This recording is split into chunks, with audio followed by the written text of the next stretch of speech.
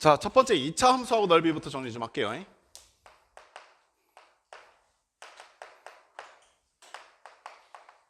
우리가 적분하는 데 있어서 자주 사용하는 그런 상황들, 자주 보게 되는 그런 상황들을 정리해 놓고 빠르게 적용시켜서 우리가 계산하는 시간들을 좀 아끼자. 그리고 좀 빠르게 문제를 풀어가는 아이들을 넓혀 놓자라는 게 목적을 갖고 있는 겁니다. 그래서 뭐 되게 유치하게 뭐 킬로 공식이라든가 뭐 이렇게 써 있는데 사실 뭐 킬로 공식이라는 게 중요한 건 아니고 너희들이 이 상황 자체를 좀 정확하게 받아들였으면 좋겠어. 뭐부터 보고 싶냐면 요거부터 해볼 거야. 우리가 자주 사용하는 결과를 좀 확인해 보려고 해. y는 x제곱이라고 하는 아주 간단한 이차함수가 있어. 자, 이 간단한 이차함수의 결과 중에 너희가 이미 몇 번 봤었던 결과 중에 뭐가 있냐면 0에서부터 1까지 자, 당연히 이 함수가 어떻게 생겼습니까? 라고 물으시게 되면 이렇게 생겼겠죠. 이때 0이라고 하는 값에서부터 1이라고 하는 값까지 둘러싸여져 있는 부분의 면적이 얼마입니까? 라고 물어보시게 되면 노란색으로 테두리 친 부분의 면적은 얼마입니까? 이건 아마 암산으로도 충분히 계산 가능할 거라고 생각이 들어요. x제곱 적분하면 3분의 1 x 세제곱일 것이고 0 하나 1 하나 집어넣고 빼시면 얼마 나옵니까?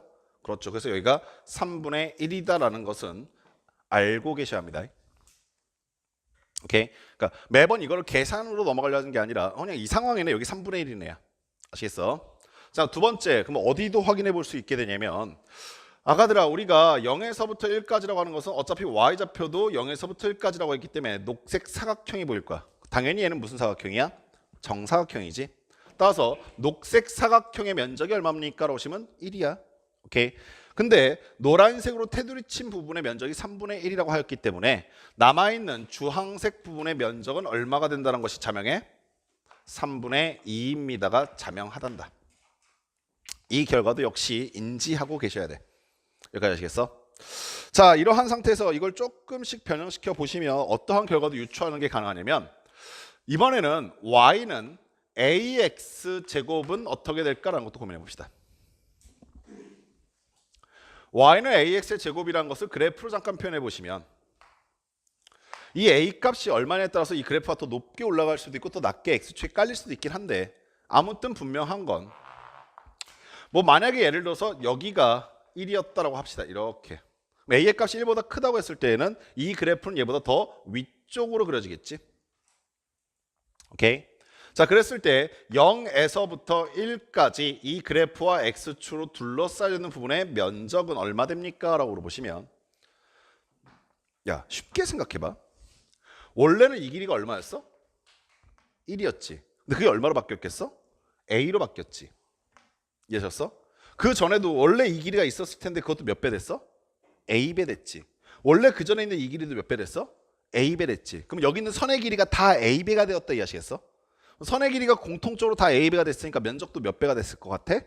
a배가 되지 않았을까라는 생각인 건데 진짜 그런 거 확인하는 방법은 되게 쉬워. 적분하면 되잖아. 이해하셨어? 근데 생각해봐라. 우리가 이미 알고 있다시피 상수는 뭐 할 수 있다? 묶어내는 것이 가능해. 그리고 방금 전에 봤다시피 얘는 3분의 1로 계산 결과가 고정되어 있걸랑. 이해하셨니?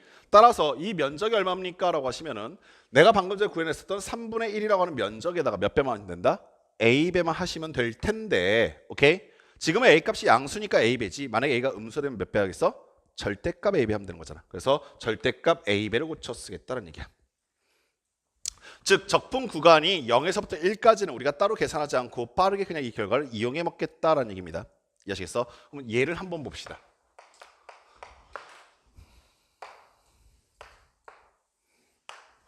자, y는 x제곱이라는 그래프가 있고요.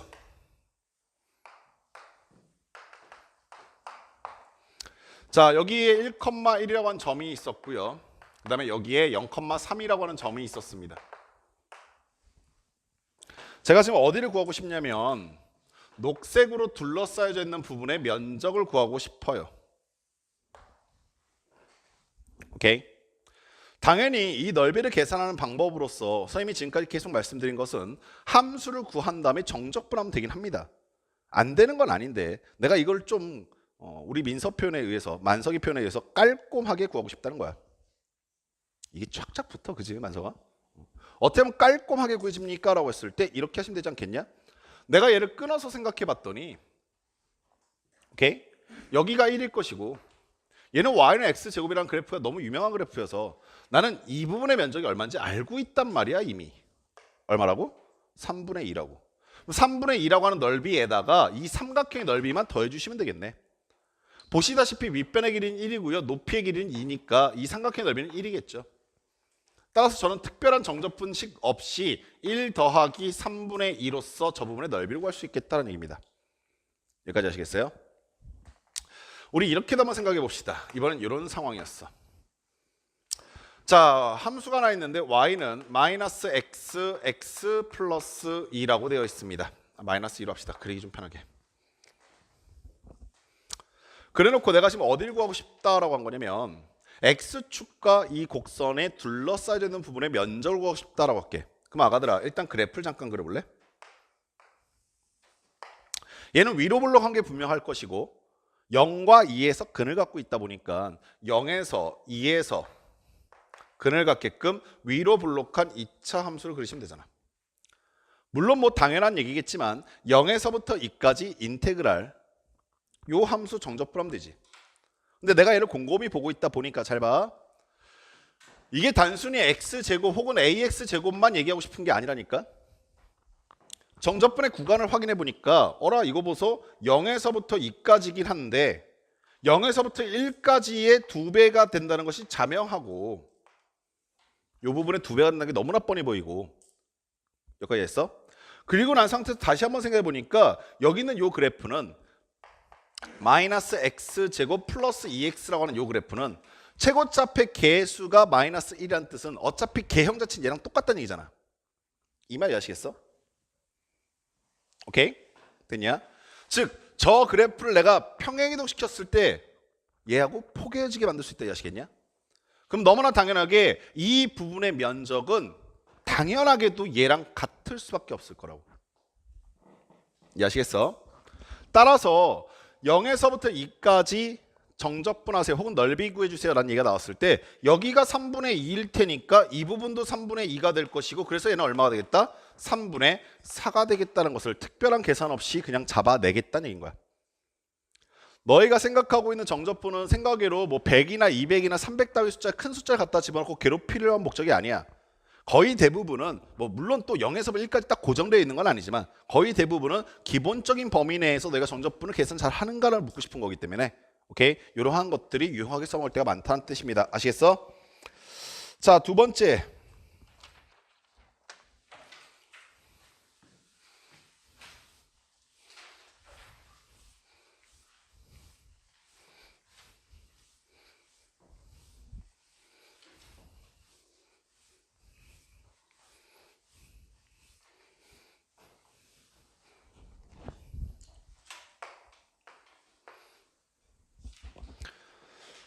내가 조금 걱정되는 게 너네 시그마 이제 다 배웠니?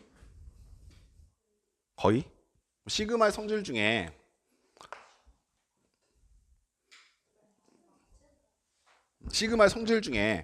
아래 첨자 이동하는 거 배웠어? K값 이동시키는 거. 우리 요거부터 좀 얘기하고 갈까? 이게 기본 성질은 아니어서 선생님들이 가르쳐 줄 수도 있고 아닐 수도 있어. 근데 알고 있으면 되게 도움이 될 게 많아서. 자, 이것만 잠깐 확인해 보자. 시그마 K가 얼마야? 시그마 K는 1에서부터 n까지. 시그마 K가 얼마야? 2분의 n 플러스 1. 오케이? 증명할 수 있니? 야, 이과 희망한다 손. 나 이과 갈 거다. 너네는 내일까지 증명한 결과를 갖고 와라. 왜 이과니까 당연한 거지? 아, 내일. 아, 스고이. 다음 시간까지. 농담 아니야? 이과 애들아, 너 이과를 희망하고 있는 애들아, 이거 농담 아니야. 너희들은 모든 수학 공식을 당연히 증명할 줄 알아야 되고, 뭔 말인지 알겠어? 괜히 협박 아니야, 진짜로. 뭐 당연히 증명할 줄 알아야 되고, 이거 만약에 못한 친구는 나중에 수리논술 학원이 아니라 수리논술 학원을 다니는 게 문제가 아니라 그냥 아니, 논술 전형을 지원하는 게 문제가 아니라 학원도 다니지 마 그냥. 넌 어차피 논술 안 될 거니까. 뭐 이거 농담 아니야, 알겠어? 꼭 증명해 와. 얼마라고 결과가? 2분의 n 플러스 1. 이제 어차피 다 파악했으니까 뭐 얼마야? 6분의 n 증명해 와.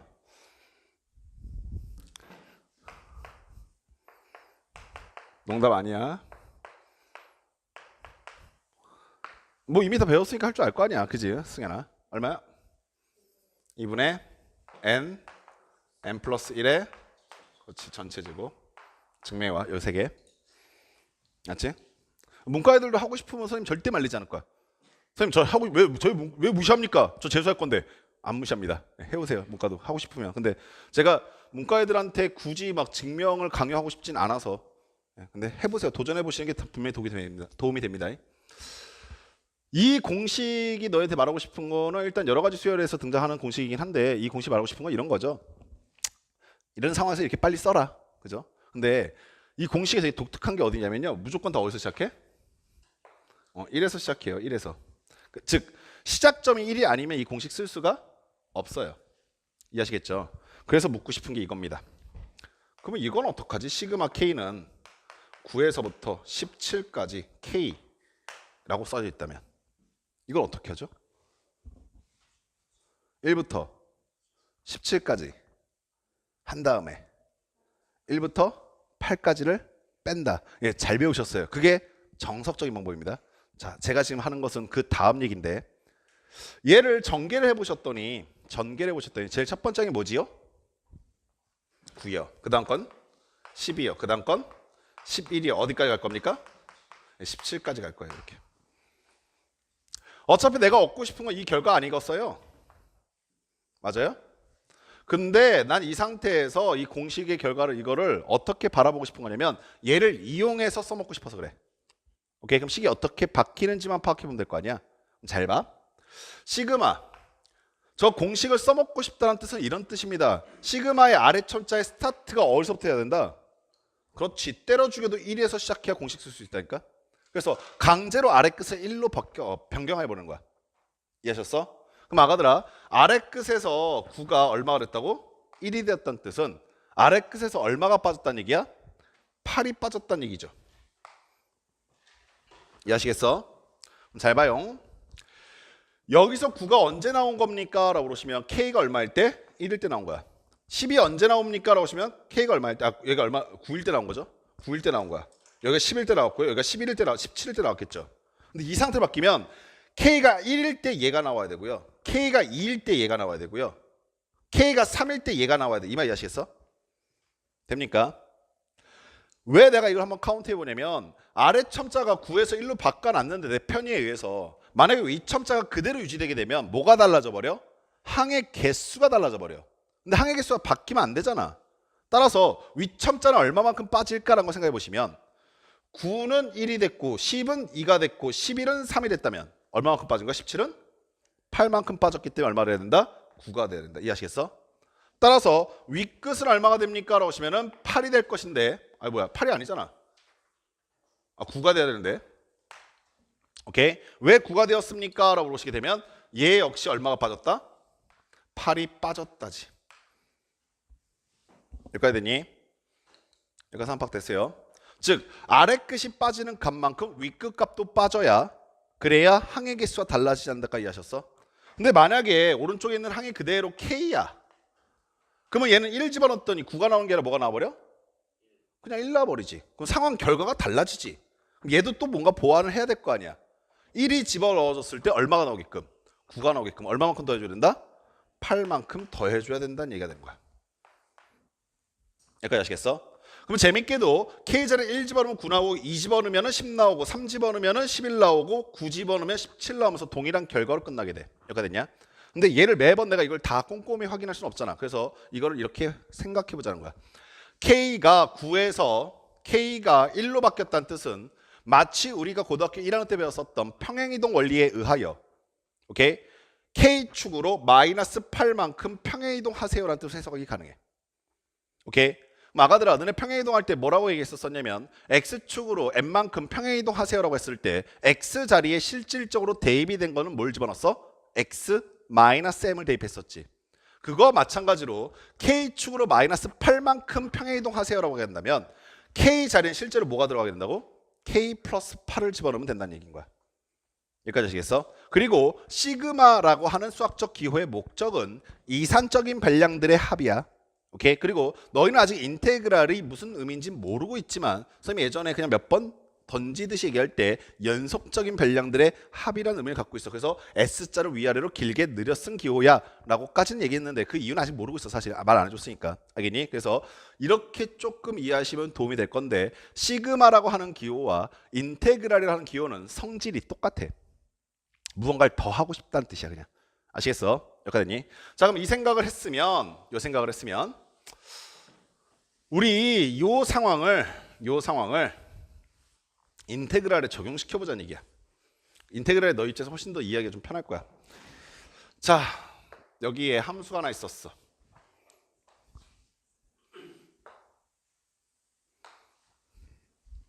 자, 이 함수에서 내가 어디서부터 어디까지를 적분하고 싶냐면 여기는 A 값에서부터 여기는 B 값까지, A에서부터 B 값까지 흰색으로 테두리 친 부분에 값을 계산하고 싶었어. 면적을 구하고 싶다는 얘기는 아니야. 그냥 정적분하고 싶었어. 자, 그러면은 인테그랄 A에서부터 B까지 여기는 녹색 함수가 fx다라고 하신다면 당연히 나는 fx dx를 구하시면 되겠지. 됐니? 여기까지 하셨어. 내가 지금 하고 싶은 행위가 뭐냐면 우리가 아까 전에 시그마라고 하는 기호는 아래 첩자가 얼마부터 시작해야 되게 편리하고 좋다고? 1부터 시작해야 편리하고 좋다고. 근데 인테그랄은 1부터 시작하면 편하진 않아. 어디서부터 시작해야 좋을까? 그렇지. 0에서부터 계산할 수 있어야 좀 더 편할 거 아니야. 그래서 이번에 내 목적은 뭐냐면 여기는 이 새끼의 인테그랄의 아래 첨자를 0으로 바꿔보자가 내 목적이 되기 시작하는 거야. 제일 0으로 바꿔내면 내가 계산상 간단해지니까.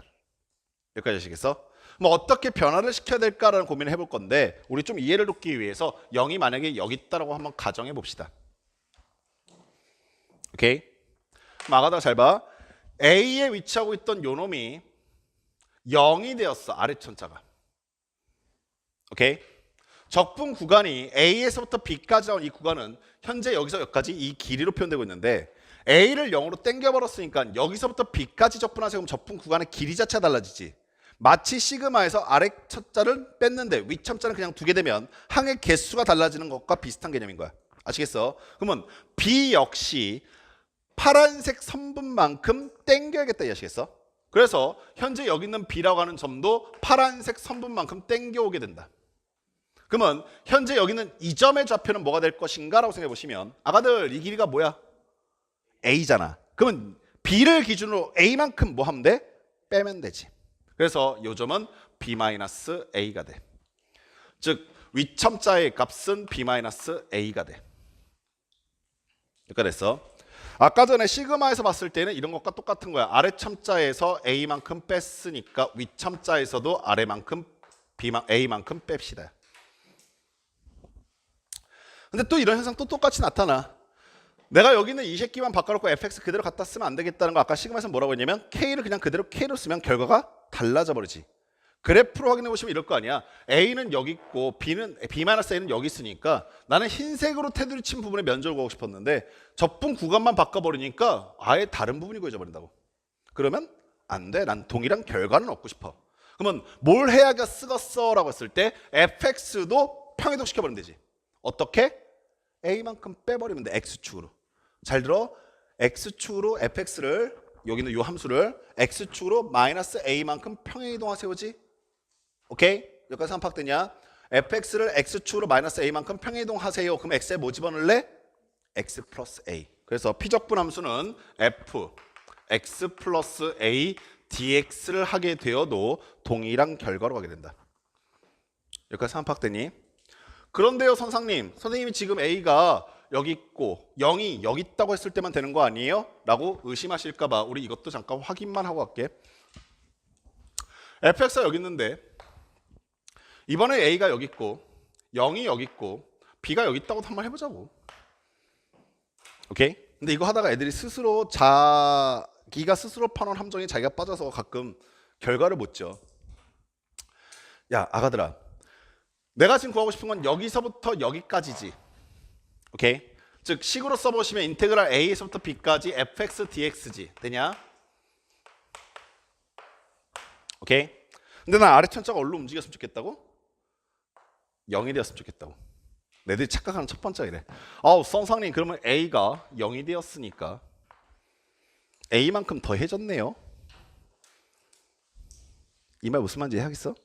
너희가 딱 보기에 지금 A만큼 더해진 것처럼 보이는데 애기들아 너네 문제 풀면서 특히 수학 문제 풀면서 특히 좌표 이용할 때 제발 부탁인데 좌표 개념과 길이의 개념 좀 구분해라. 현재 A 값은 양수야 음수야? 음수지. 그러면 A만큼 더해졌네요라는 뜻은 뭐가 되겠어? 음수만큼 더해졌네요는 얘기가 되는 거야. 이 말 아시겠어? 너희들 눈에 A로 보이니까 양수로 느껴지겠지만 사실 A의 의미는 뭐라고? 음수라고. 이해하셨어? 그러면 아가들아 여기서부터 여기까지 길이는 뭐가 되냐? 마이너스 A가 되는 거지. 이 말 아시겠어? 자 그럼 봐봐. 내가 현재 A를 여기로 바꿨다? 그러면은 B라고 하는 점은 여기에서 빨간색 선의 길이만큼 이쪽으로 올 건데 오케이? 이 빨간색 선의 길이가 뭐라고? 마이너스 A란 게 그러면 이 점의 좌표는 A, B 플러스 A가 아니라 뭐가 돼야 돼? B 마이너스 A가 되는 거야. 이 말 이해하시겠어? 그러니까 애들이 제일 많이 실수하는 게 선생님 A만큼 더해졌으니까 여기도 A만큼 더해지면 B 플러스 A가 돼야 되잖아 이렇게 묻는데 B 플러스 A를 해버리게 되면 실제로는 B에서 더 작아지는 얘기가 돼버린다고. 이 말 이해하시겠어? 따라서 얘가 A만큼 빠졌을 때 윗끝도 당연히 뭐가 되는 거야? A만큼 빠지는 상태가 되는 것처럼 보이게 되는 거야. B 마이너스 A가 나온단 말이야. 이 말 아시겠어? 이 점의 좌표가 뭐라고? B 마이너스 A라고. 됐니? 근데 함수는 그대로 있어. 이건 좀 이상하지지. 함수도 뭐 해야겠어? 움직여야겠네. 자, 이거 잘 표현하면 우리 오늘 뿌듯하게 갈 수 있어. 이 fx를 움직이긴 움직여야 돼. 근데 이번에 아까 전처럼 왼쪽 움직이기 아니라 오른쪽 움직이기 있어. 오케이? x축으로 평이동을 했는데 오케이? 얼마만큼 평이동했을까? 아니, 요것만 물어. 요것만 대답해. 그러니까 얼마 집어넣냐 대답하지 말고 x축으로 얼마만큼 평이동했을까? 그렇지. 마이너스 a만큼 평이동했어. 이 말 아시겠어? x축 얼마만큼? 마이너스 a만큼 평이동했다고. 오케이? 그럼 x축으로 마이너스 a만큼 평이동했기 때문에 x 자리에 집어넣은 건 뭘 집어넣을까? x 플러스 a를 집어넣겠지. 이 말 아시겠어? 그래서 여기는 피접분 함수는 뭐가 되겠어? f x 플러스 a dx라고 하면서 아까 것과 동일한 결과로 가게 돼. 무슨 말이겠어? 인테그랄에서 우리가 아래첨자를 내가 원하는 값으로 유도하기 위해서 평행이동의 아이디어를 사용할 수 있단다. 아시겠니? 그리고 이거보다 조금 더 복잡한 아이디어들이 굉장히 많이 있는데 그 얘기 선생님 좀 나중에 좀 천천히 해드릴게. 일단 요거는 우리가 굉장히 당장 유용하게 써먹을 수 있는 아이디어고 시그마를 처음 배웠을 때 같이 연관시켜서 바라볼 수 있는 굉장히 중요한 아이디어니까 잘 이해하시고 써먹을 수 있도록 하시기 바래. 아시겠죠? 됐습니까? 세 번째. 아, 얘 별표로 바뀌었네요. 두 번째였어요. 미안해. 애들이 번호 하나 안 써주면 막 뭐라 해. 무서워서 수업하겠어.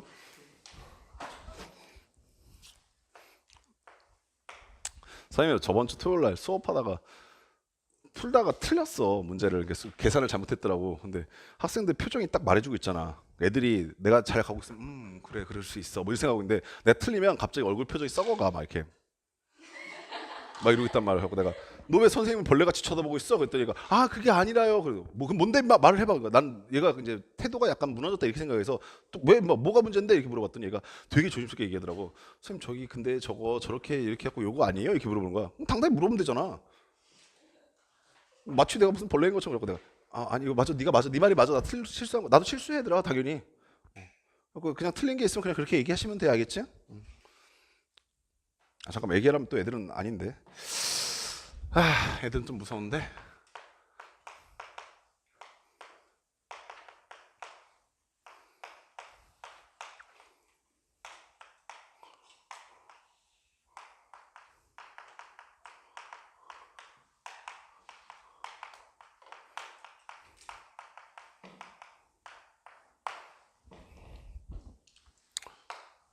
물론 앞에 있는 내용도 중요한데요.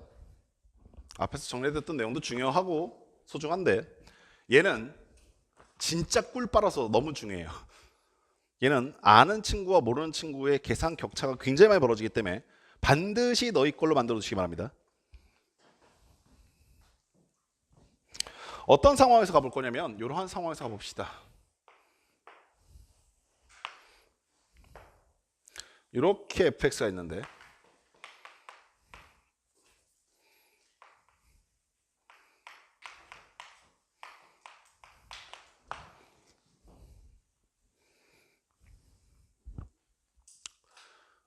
y축의 위치는 그렇게 중요하지는 않습니다. 지금 마치 두 근이 다 양근인 것처럼 표현이 되어 있긴 한데 사실 저거는 그렇게 중요한 의미는 없고요.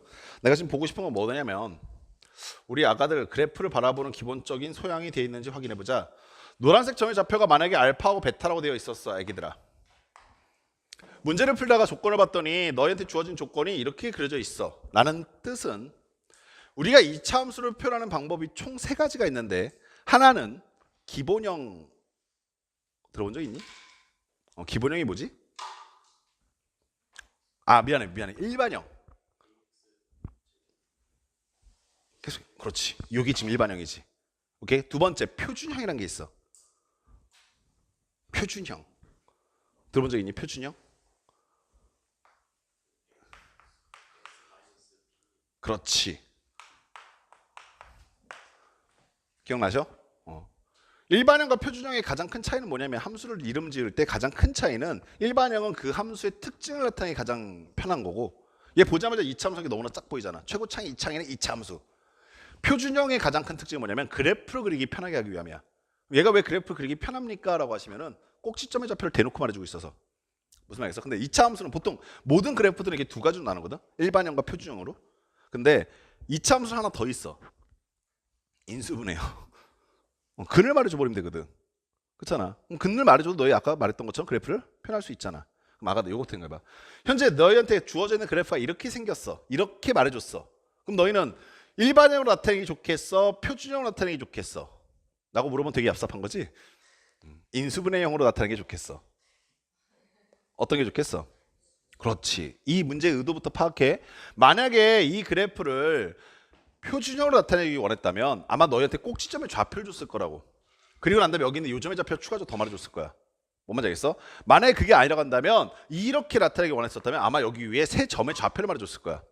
무슨 말인지 알겠어? 그런데 2차 함수가 저렇게 두 근을 말해준다는 얘기는 너희들한테 2차 함수를 뭐 어떻게 표현하셔라? 인수분해하는 것처럼 표현하시라는 얘기야.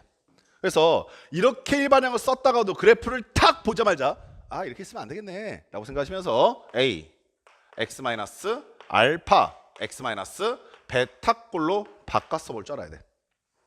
여기까지 이해되니? 내가 지금 어디를 구하고 싶냐면 여기 있는 2차 함수와 x축으로 둘러싸여져 있는 이 부분의 면적을 구하고 싶어. 오케이? 별로 어렵지 않아? 너희가 알고 있는 걸 그대로 활용하면 되는데. 야, 넓이 S 어떻게 표현하면 되겠어? 식으로 표현하면 어떻게 표현하면 되겠어? 인테그랄. 앞에 뭐 있어야 돼? 마이너스도 있어야겠네. 어디서부터 어디까지? 알파에서 베타까지 갈 거야. 오케이? 당연히 이렇게 갖다 써도 되고 이렇게 갖다 써도 되는데 선생님이 이거 처음에 조심하라고 그랬어. 함수를 저렇게 줬다는 얘기는 얘 갖다 쓰라는 얘기를 하고 있다고. 아셨냐? 뚝심 있게 이거 갖다 쓰지 마. 따라서 A x 마이너스 알파 x 마이너스 베타라고 쓴 다음에 적분해야겠다라고 생각했어. 배웠으면 써먹어보자.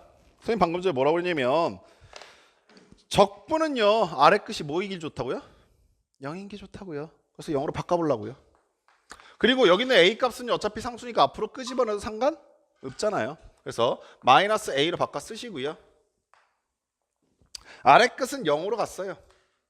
윗 끝은 뭘로 가면 되겠습니까? 하시면 아래 끝에서 알파만큼 빠졌으니까 윗 끝에서도 알파만큼 빠지면 되겠죠. 그래서 뭐라고 쓰면 돼요? 베타 마이너스 알파로 쓰시면 되겠네요. 됩니까? 대신에 아래 끝, 윗 끝만 바꿔버리고 함수는 안 바꾸면 난리 난다고요. 오케이? 그래서 함수는 어떻게 바꿔야지라고 생각했더니 x축으로 마이너스 알파만큼 평이동이니까 x 자리에 뭐 집어넣으면 되겠어요? x 플러스 알파 집어넣으시면 될 겁니다. 이해하시겠어요? 자, 그래서 여기 있는 x 자리에 x 플러스 알파 집어넣었더니 x만 남았어요. x 플러스 알파 마이너스 알파니까. 오케이? 여기다가도 역시 x 있으니까 집어넣었더니 x 플러스 알파 마이너스 베타가 되죠. 오케이? 그래서 마이너스 보로 묶으시면서 베타 마이너스 알파라고 갖다 썼답니다. 여기까지 되셨죠? 오케이. 다시 쓰긴 좀 귀찮으니까 그냥 이 상태에서 전개할게요. 얘 전개했더니 x 제곱 나왔고요. 마이너스 베타 마이너스 알파 x 나왔습니다. 오케이. 접분합시다. 접분하셨더니 마이너스 a 앞에 달려 있고요. x제곱은 적분하시고 나면 뭐 나옵니까? 3분의 1 x세제곱 나오시겠지. 됩니까? 두 번째 옆에 있는 것은요. 마이너스 2분의 베타 마이너스 알파 나오실 거고 그 다음에 x제곱 나오시겠다. 이해하셨어요? 됩니까? 어디서부터 어디까지요? 0에서부터 베타 마이너스 알파까지요. 됩니까? 별거 없죠. 어차피 0은 집어넣어봐야 다 0 될 거니까 제 관심사는 오로지 얘 집어넣었을 때 얼마 나오냐는 것밖에 없어요. x자리 그래서 얘 갖다 집어넣어봤더니 오케이. 자, 첫 번째 식은요. 마이너스 a가 곱해졌을 것이고 분모엔 3이 쓸 것이고 분자에는 베타 마이너스 알파의 전체 세제곱이 나왔습니다. 오케이. 두 번째 식은요. 마이너스 마이너스니까 플러스가 됐을 것이고요. a 곱해졌을 것이고요. 분모엔 2가 있을 거고요. 베타 마이너스 알파가 여기 하나 있고 그 다음에 여기 들어오면서 두 개가 더 생겼기 때문에 베타 마이너스 알파의 전체 세제곱이 됩니다. 이해하셨습니까? 그럼 난 마지막에 멋들어지게 통분하려 해요. 분모는 6으로 맞춰질 거고요. 오케이. 그럼 얘는 마이너스 2가 생겼을 거고 얘는 플러스 3이 생겼겠네. 그리고 베타 마이너스 알파는 동일 부분이니까 그냥 계산하면 되겠지. 그래서 남는 건 뭐만 남냐면 a 하나 남을 것이고 베타 마이너스 알파의 완전 세제곱이 되는 거야. 이해하셨어? 너희가 조금 외우기 편하게 정리를 해드리면 6분의 a 그 다음에 베타 마이너스 알파의 전체 세제곱이라 쓰실 수 있게 되는데 얘가 갖고 있는 두 가지 의미를 좀 확인하셔야 돼요. 하나는 내가 지금 뭐 구하고 싶다고 그랬어? 넓이 구하고 싶다고 그랬잖아. 넓이 구하려고 했다 보니까 이 결과가 이거야. 근데 너희 집에 가서 심심하셔서 집에 가서 다시 한번 해서 위로 이렇게 볼록한 그래프로 다시 한번 해봐. 그러면 이거의 부호가 반대가 나올 거야. 왜 그럴까라고 생각해 보셨더니 최고차폐 계수 A가 지금 현재 아래로 볼록한 그래프 개형이기 때문에 양수라는 것이 보장이 되어 있지. 오케이? 즉 최고차의 계수가 양수일 때는 그냥 A 값을 갖다 쓰면 되는데 음수일 때는 마이너스 A가 나오고 있기 때문에 아 이거 절대값 취해줘야겠구나 생각할 수 있어. 그래서 절대값 A를 붙여야 된다는 게 첫 번째고 두 번째 의미가 더 재밌는데 야, 다시 일로 와. 맨 처음에 내가 이차함수를 표현할 수 있는 여러 가지 방법들이 있어요 라고 하면서 일반형, 표준형, 인수분해형 이렇게 얘기했잖아. 이거 만약에 일반형으로 접근하기 시작하면 문제 끝까지 못 풀 경우가 되게 허다해. 이유가 뭡니까? 라고 하시면 나한테 주어져 있는 건 두 근이야. 알파하고 베타. 오케이? 여기까지 아시겠어? A 값까지 문제에서 주어졌다고 가정하면은 물론 알파, 베타 값을 대입함으로써 여기 있는 이 꼴의 모습을 바꿀 수 있긴 해. 근데 그걸 다시 또 인수분해 해가지고 뭔가 접근하겠다 이 생각이 아니라면 이 상태에서 그냥 바로 접근할 거 아니야. 근데 이 상태로 바로 접근하게 되잖아? 그럼 얼마나 골 때리는 현상이 나타나냐면 내가 이 결과가 지금 얘라고 그랬지. 재밌는 거 하나 찾아볼래? B하고 C 있어? 없지. 즉 B하고 C 값은 이 면적을 구하는데 전혀 하등의 영향을 주지 않아. 최고차폐 계수가 무엇인가와 두 근만 알고 있으면 나는 2차 함수와 x축 둘러싸인 부분의 면적을 계산할 수 있다는 얘기야. 이 말 아시겠어? 자, 다시 한번 그 공식 다시 봐봐. 공식 다시 한번 보시면 A 값의 의미는 뭐냐면 최고차폐 계수야.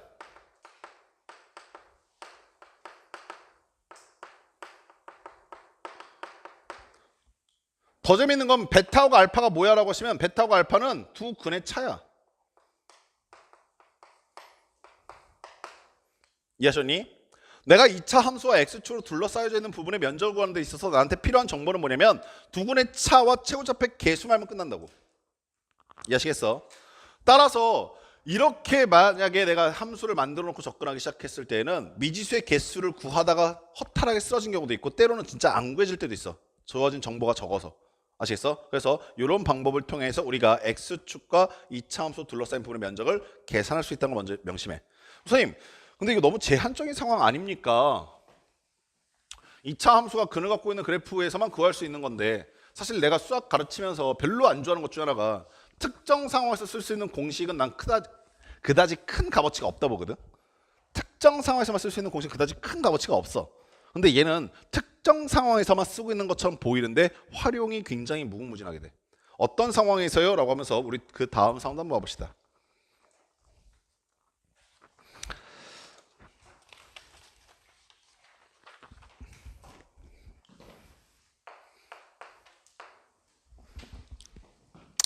자, 이번에는 어떻게 상황을 좀 바꿔볼 거냐면 이렇게 바꿔볼 거야. 2차 함수와 방금 전에 봤었던 상황은 X축이라고 그랬었잖아. 근데 이번엔 뭐냐면 임의의 직선.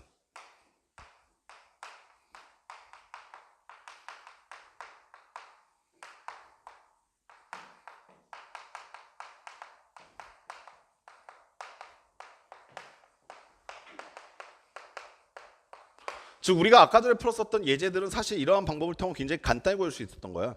그래서 선생님이 굳이 너희들한테 2차 함수와 직선 이렇게 얘기 안 했었어. 뭐만 얘기했어? 그러니까 아까 그냥 곡선과 곡선 정리해놓고 이러한 특수한 상황이 되기 시작한다면 2차 곡선과 직선이 둘러싸여 있다 상황이 된다면 그냥 빠르게 공식으로 접근하는 게 계산상 용이하고 이렇게 접근해야만 풀리는 문제들도 존재한다고. 아시겠니? 그런데 이게 왜 뭐가요? 어쩌라고요? 라고 생각해 보시면 이렇게 해봅시다. 자 여기에 흰색으로 그려드린 건 그냥 그려놨나? 이거 색깔 조금만 구분해서 가. 자 여기에 X축이 있었어. 자 여기에 fx라고 하는 2차 함수가 있었어. 그리고 가끔 너희들 헷갈리라고 얘하고 2차 곡선하고 X축이 만나는 점의 좌표를 가끔 뭐 주는 경우들이 있어. 만약에 내가 구하고 싶은 목적이 내가 구하고 싶은 부분이 여기라고 한다면 방금 전에 봤었던 3번 방법 쓰면 되겠지. 어떻게 하면 된다고? 최고좌표 개수를 6으로 나눈 다음에 두근의 차를 세제곱하라고. 이해하셨니? 근데 지금은 그게 아니라 뭐냐면 직선이 이렇게 하나 있어. 여기가 y는 gx야. 내가 지금 구하고 싶은 건 어디냐면 직선과 곡선으로 둘러싸여져 있는 부분의 면적이기 때문에 주황색으로 테두리 쳐진 부분의 면적을 구하고 싶은 거야. 여기까지 됐어? 그럼 조심해야 돼. 여기는 이 지점에서부터 여기는 이 지점은 A, B가 아니야. 여기까지 됐니? 자 그럼 여기는 어떻게 구할 수 있지? 라고 했을 때 우리 이런 생각 한번 해보자꾸나.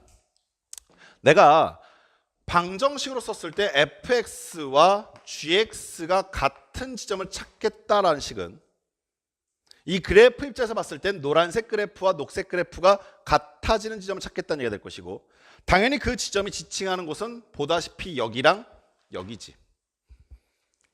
이 지점의 x좌표를 얘를 알파라고 하고 얘를 베타라고 한다면 오케이? 자, 이거 하나만 잘 넘기면 이거 다 이해돼. fx와 gx가 같아지는 순간은 언제라고? x가 알파일 때와 베타일 때 같아진다 이해하시겠어? 그러면 알파 베타는 얘의 근이지. 됐니? 여기서 한팍 됐죠? 근데 말이야 내가 여기 있는 요 식을 노란색 네모박스 식을 이렇게 한번 끌고 와봐. 너무 많이 끌고 왔어. 이렇게 한번 끌고 와봐. 내가 fx와 gx가 같아진다 저 방정식 상황을 이렇게 바라보겠다는 거야. gx를 좌변으로 넘겨버려. 그러면 어떠한 식의 상태로 해석이 되냐면 fx-gx가 뭐가 되는 순간? 0이 되는 순간을 구해주세요 라는 말로 바꿀 수 있지. 근데 아가들아 너희는 이미 fx와 gx가 같아지는 순간이 언제인지 알고 있기 때문에 이게 언제인지 알고 있기 때문에 fx-gx가 0이 되는 순간도 알고 있는 거잖아. 언제야? 알파와 베타잖아. 됐니? 그리고 마지막 얘기 하나만 딱 이해하면 돼. 너희들 예전부터 내가 이 얘기 정말 주구장창 많이 했었는데 수열과 수열을 더하면 뭐야? 수열. 함수와 함수를 더하면 뭐겠어? 함수. 함수와 함수를 뺀 것도 뭐겠어? 수열이라고? 함수. 오케이? 그럼 내가 fx와 gx를 뺀 놈을 그냥 새로운 함수라고 바라봐도 괜찮은 거 아니야? 그래서 내가 얘를 그냥 hx라고 바라볼게. 그럼 난 hx가 뭐가 되는 순간을 원하는 거냐면 0이 되는 순간을 원하는 거고 hx가 0이 되는 순간은 언제냐면 알파고 베타가 근인 거야.